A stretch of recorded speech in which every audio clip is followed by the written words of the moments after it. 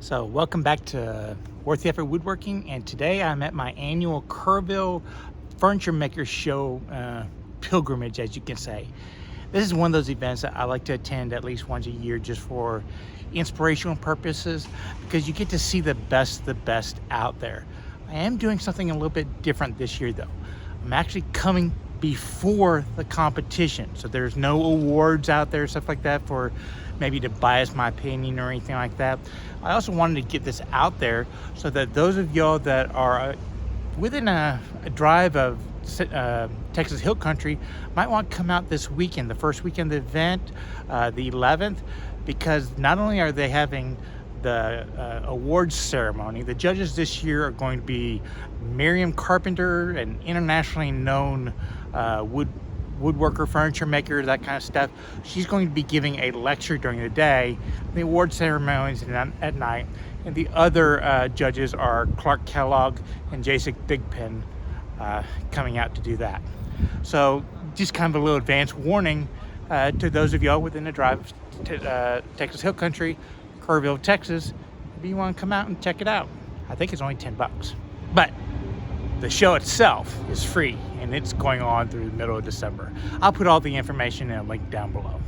Now, when I do this show, one of the first things I like to do is just do a quick walkthrough to see what catches my eye first, because that's different than what catches my eye after very close examination. And a lot of times that first grab, kind of like the cover of a book, well, it can determine whether a piece sells or not. And these pieces in here, a lot of them are for sale. It's how these artists earn their living, and they pay for this event. So, as we walked in, they had their gift shop as normal. A lot of that stuff is made by the artists. And then some of the stuff that they use for fundraising, selling this year. In past years, they've had tool shows. But I understand the gentleman that ran that passed away, unfortunately. Pretty cool. Always like nice boxes. Very nice.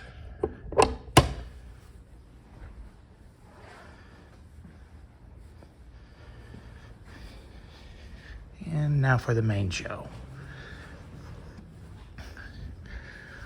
Walk in, take a quick look around, and see what grabs your attention.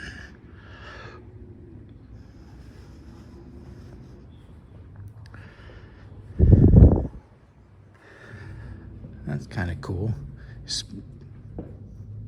Imagine he turned it straight, turned a cone, and then cut it up to make the shaping. Huh.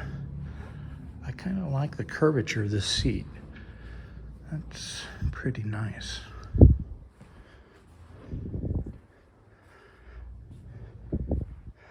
I did notice this table right here. Pretty extreme break on the legs. I want to come back and check out how they did that in a second. Ooh, what a pretty piece of wood on top. That's an attention getter.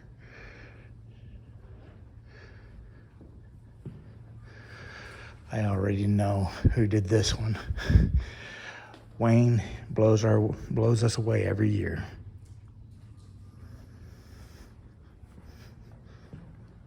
It's a nice little,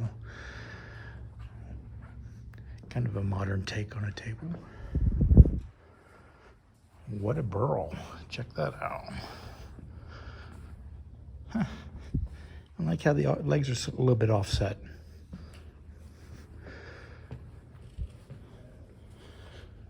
Concrete top.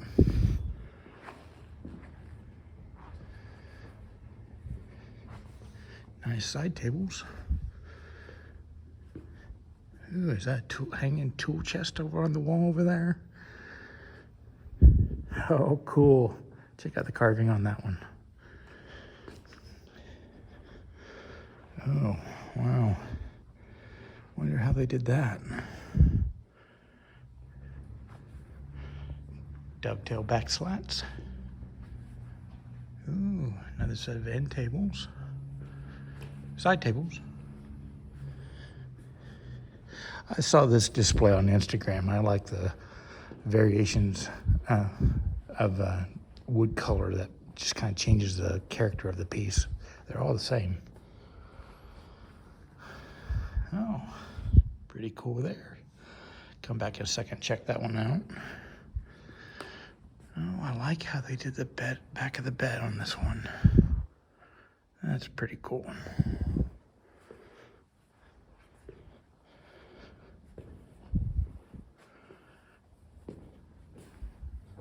Another piece of pretty wood.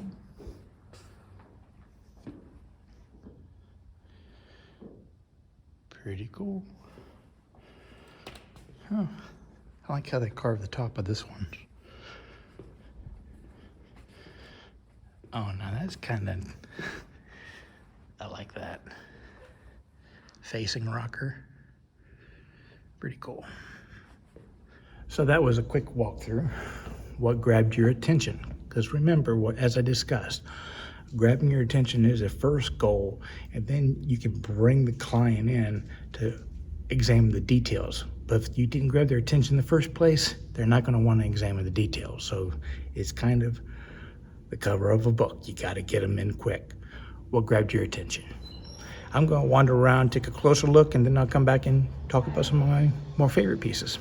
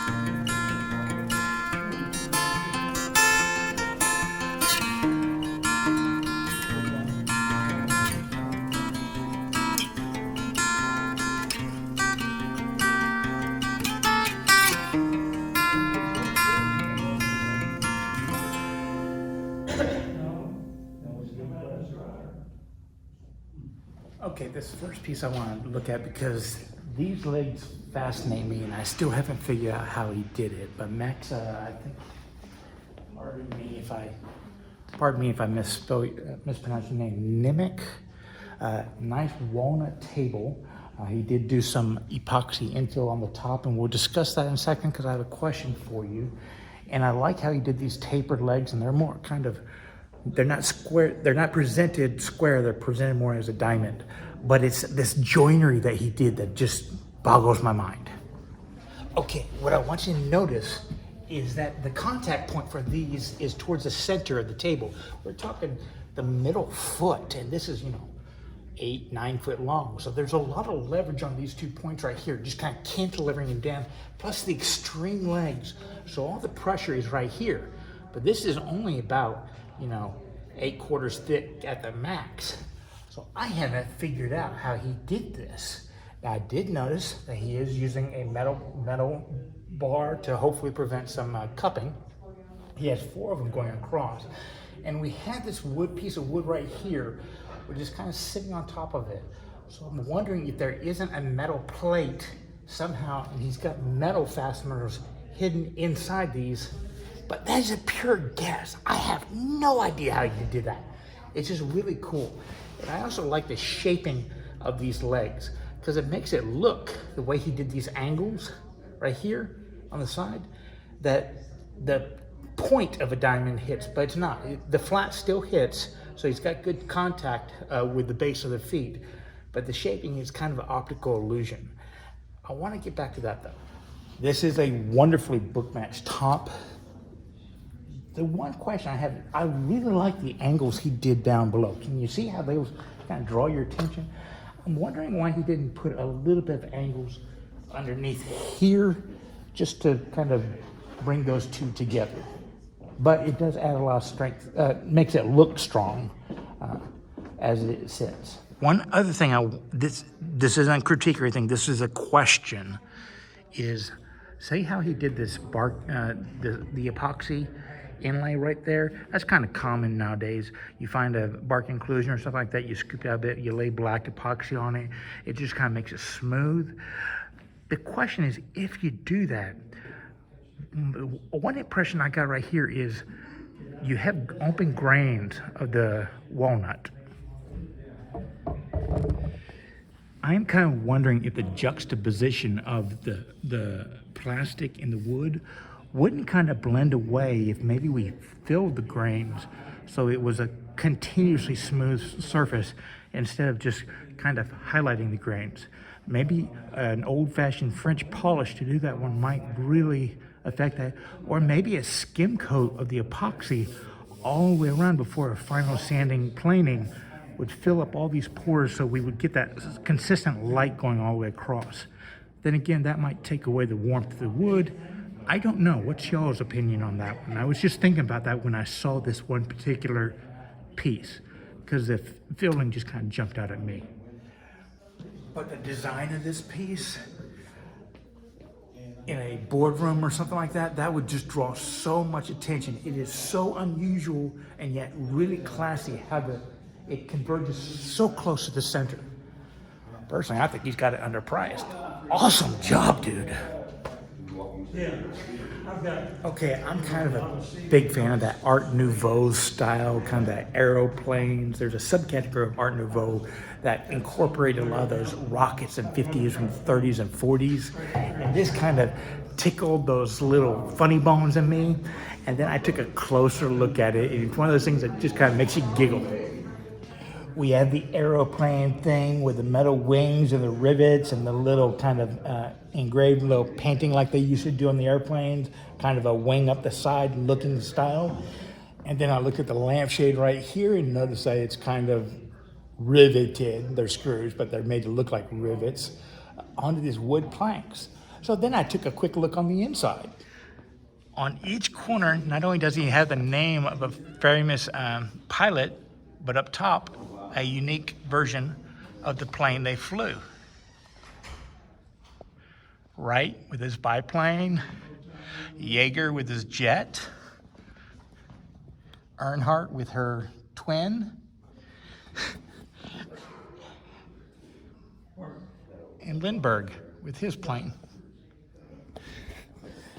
That's kind of cool. I like that. Mike Roberts did this kind of, I guess it's a fusion of mid-century modern with some classic joinery and stuff like that. That, you know, you think about the purpose of a writing desk.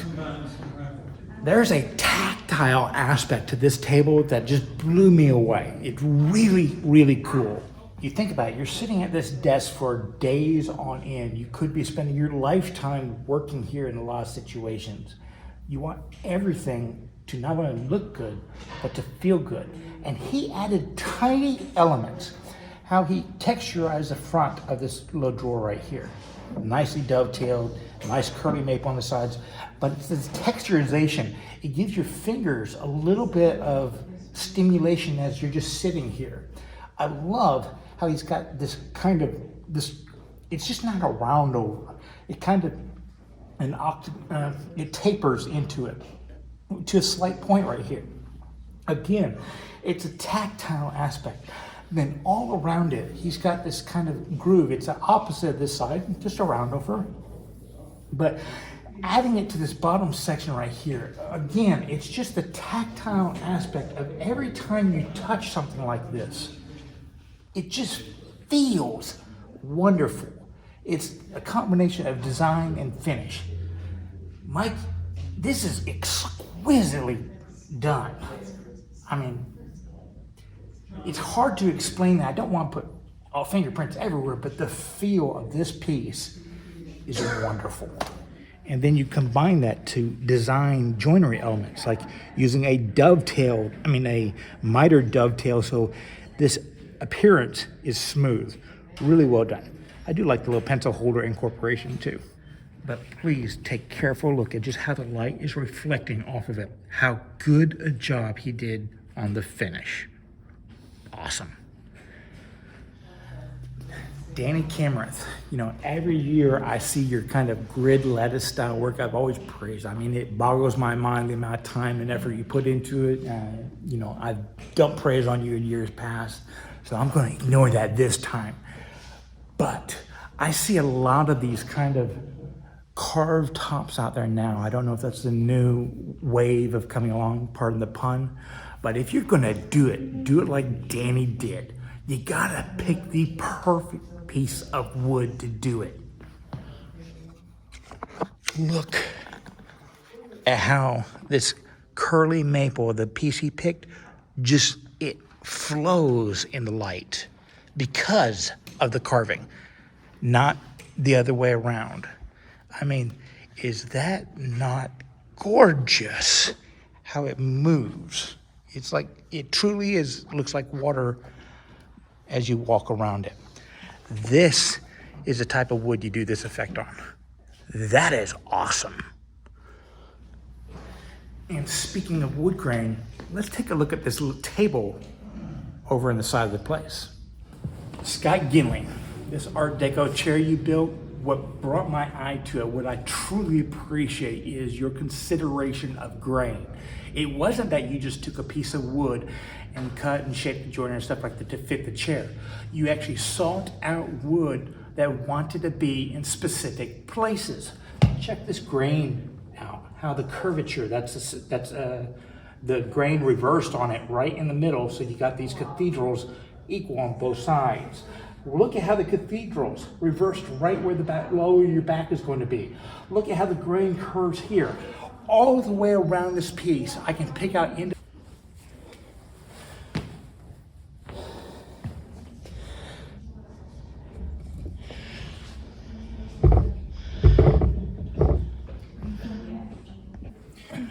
And John Sherman, this piece right here, it's a simple design. I'm not gonna say anybody can do it, but most of us can build this. But you took your time and accentuated the wood itself. This kind of grain figure right here, perfect use of it, no embellishment. I like that you didn't do epoxy and stuff like that. You took your time in getting the surface perfect. I want y'all to look at this. Look at how the light is reflecting off of that. That is not a gloss finish. That is just carefully oiled and worked over time. That is cool. That is craftsmanship and appreciation of the material. Really well done, John Sherman. Every year, Wayne Glay comes in with a piece. And this year, I just want to tell you right now, I hate him. He is becoming my arch nemesis because this thing is so exquisite. And I like the fact that this year he's gotten more into the dyed colorings of his inlays and stuff like that with the birds, all that kind of stuff. But it's the joinery. It's actually the woodworking that really makes me hate him because he's combining everything I want to be able to do but haven't learned to yet. I did get special permission though to open this piece up because there's something about it I want y'all to show you. Again, little details. Come on now, look at the top. Look at the finish on the top. Look at the grain usage. That's multiple boards, but you could barely tell because of how he glued them up together. Look at these delicate little pulls. Opening it up, nice little magnet on top. You heard the click. Look at the grain alignment on the doors. They're all one piece of wood. But then you come over here and you open up a drawer and what do you get? A little surprise. What's that? A jackrabbit on the inside? Come on. Wayne, you make us all look bad. I do want to come back to this table, this little stool right here. I mean, there's the little elements. It's a simple design. It's one of the things that we teach people to make when they're first starting out, especially with chair making, Morrison tenon joinery. But how they did this element of the curvature not only makes it more comfortable, but it's just so much more elegant to look at. The weeks, very well done. Now, Austin Waldo, every year there's just a little element that kind of surprises me on second look. I mentioned that I kind of like how you did the offset legs earlier, but that wasn't the only thing he offset, was it? This is kind of cool. Check out through how he joined the top to the legs, and how the legs, the stretchers are joined out here, that the top is just ever so slightly offset a little bit. Perhaps to fit the perfect corner in a house or something like that without looking like it's offset. It's kind of cool. Now I'm at Jess Nebus at the Texas Furniture thing in December. I'm forgetting, at the Maker Convention at the Palmer Center. And he's really dedicated to veneer work. And when I mean dedicated, I mean he takes it to psychotic levels, and it is so cool.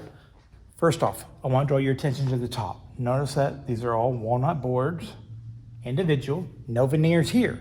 The reason why I want to draw your attention to it is because you look at these two tables side by side, and the grain is identical.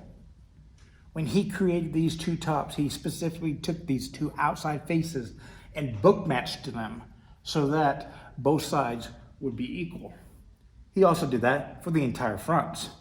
If you start following the grain, you can see that this is entirely one piece of wood that he has sectioned it out, and applied the veneers for the drawers.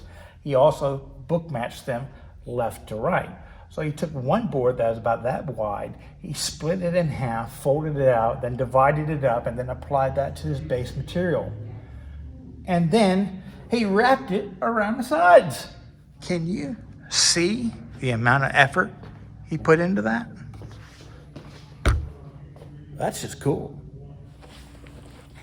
A lot of times with these sculpture pieces, I'm always kind of taken back that they look like art pieces and not really functional. But what you design here, it looks comfortable. It is something I could actually see putting in my house. And not only does it show off your artistic skills, because I think the sign says it took you 3 years to finish this piece, which is well done. But the design of it, it works. Good job. I like this. Trevor Davis, the amount of layers that went into your violin maker's hanging tool cabinet.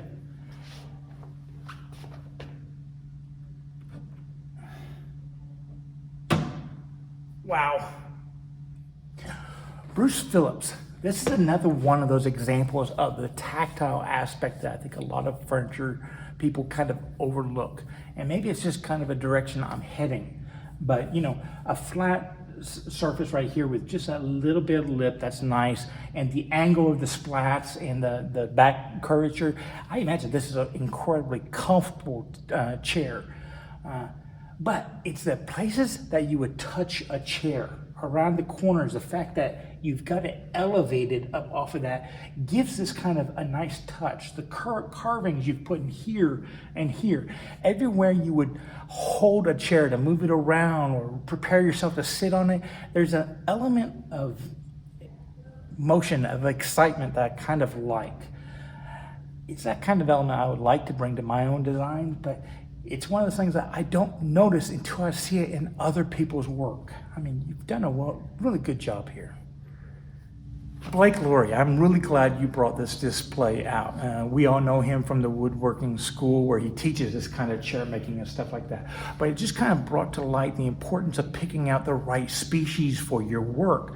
Because looking at these chairs, you know, this is kind of a Danish modern look. This is kind of a mid-century modern look. And that one right there, I could see working in a lot of classic, you know, arts and crafts homes, farmhouses, that kind of stuff. And yet, they're all the identical design. All it is the species of wood he used it. Really appreciate you bringing this out. I mean, that kind of a perfect example to show people. Isn't this a funky little table by Wayne Locke from Austin? I really like the carving. I like kind of the insect legs out there. We see a lot of this in the wood turning world. I kind of wonder if he brought that over from there. But one element that I'm kind of curious about is how he did this. Because I have a feeling he started carving with a really thick piece of wood, because we've got a solid block right here as a joinery aspect of it to add some meat to this center section, which creates all the stability. You know, we're drawn to it because of the looks. but it's the design that kind of intrigues me. Well done. I have my camera set out at, you know, what the eye level would be of somebody about 5'10", 5'11", a little bit taller than me, because I wanted y'all to take a step back look at this table. I mean, it is made, I like how he worked the grain on the top. He left bark inclusions, he left the side sap right there working through. It's a nice, elegant piece. And from this angle, you might notice the base level and how the curvature of the brass, it's an exquisite piece. But watch how things change when you step back.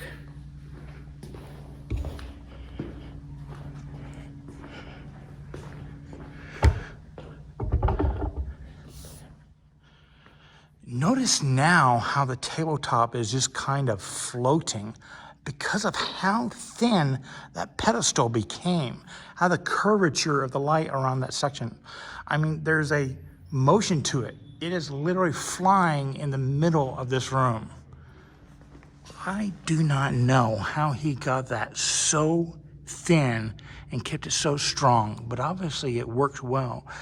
And maybe it's how he did the joinery right there, and that's just wrapping around some kind of solid metal or something like that. But this table works for me, not only of the shaping of the edges, everything about the top, but that base just kind of changes the look of this piece to me as I move in and out. Really cool.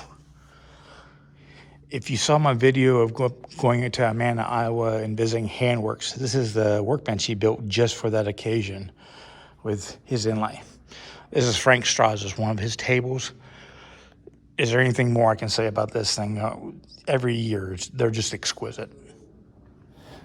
This table by John Percy is over in the corner, and I just don't know how to film it to show this to you, but it's made of maple. But if you can see it, this right there is a seam of wood, as is that right there, and visually it kind of peeks in with a grain, so it gives this really cool 3D effect as you're going through. The back slats kind of move, and I just can't seem to bring it into the camera, but in person this looks great, and I love how you use the iridescence of the maple and how he shaped it to just kind of bring life to this back of the bed set. Really well done. Matthew Smith, you have my kind of taste. I like how you used a very simple wood and brought it to life with a really cool design.